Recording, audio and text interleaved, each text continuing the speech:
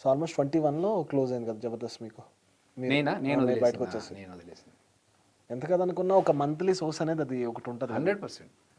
అంటే 2 రకాలుగా. First job మంచి ఏసీలో కూర్చొని చేయాల్సిన multinational company, foreign US based company. Okay. So ఆ కంపెనీ నుంచి every 31st or last working day of the month you use to get the salary by afternoon.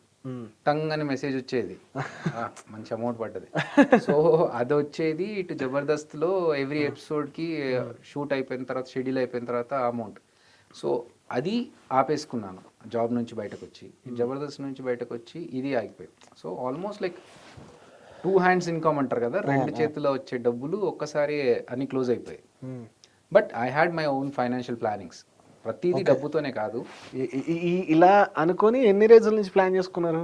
ఇలా నేను ఇప్పుడు మీకు అంటూ ఒక ఐడియా ఉంటుంది కదా, నేను ఒక డైరెక్టర్ అవ్వాలంటే ఖచ్చితంగా ఒక 6 నెలలు స్క్రిప్ట్ మీద కూర్చోవాలి, వర్క్ చేయాలి, దీని మీద అనుకున్నప్పుడు మనం మిగతా పనుల మీద, నావిగేషన్స్ మీద పెట్టుకోలేం. కాబట్టి ఇలా చేయడానికి ఎప్పటి నుంచి ప్లాన్ చేసుకున్నారు? పర్టికులర్గా డైరెక్షన్ కోసం అని ప్లాన్ ఏం చేసుకోలేదు. బట్ ఇదే కాదు, ఎప్పటికైనా మనం we have to be prepared అనేది ప్లానింగ్ ఉంది.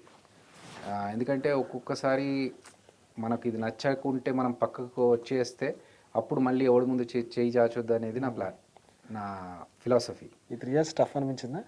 మేనేజబుల్. ఇట్ వాజ్ నాట్ లావిష్గా ఏం లేదు, బట్ మేనేజబుల్.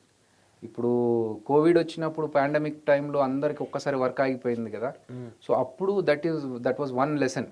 ఓకే, ఇలాంటి సిచ్యువేషన్స్ వచ్చినప్పుడు మనము వర్క్ లేదు అనుకొని దాని గురించి టెన్షన్ పడకుండా ప్లానింగ్ చేసుకోవాలి. ఫైనాన్షియల్ ప్లానింగ్స్ కరెక్ట్గా చేసుకొని దాని ప్రకారం మనం ఒకవేళ మనం వర్క్ చేసినా చేయకుండా మనకు సోర్స్ ఆఫ్ ఇన్కమ్ అనేది జనరేట్ చేసుకోవాలనేది నా ఐడియా.